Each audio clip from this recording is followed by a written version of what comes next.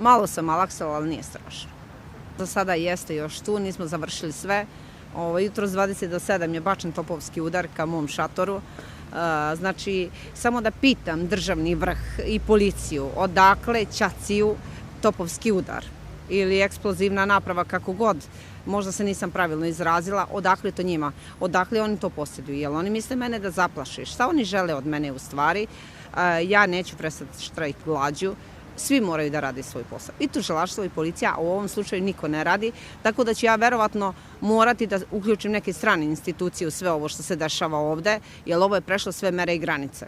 Niko ne zaustavlja ništa, oni svako večer primaju dnevnice i ne može niko da mi kaže da nisu plaćenici, ne može niko da mi kaže da ne primaju dnevnice kad postoje snimci svega toga i svi znamo ko su ti ljudi.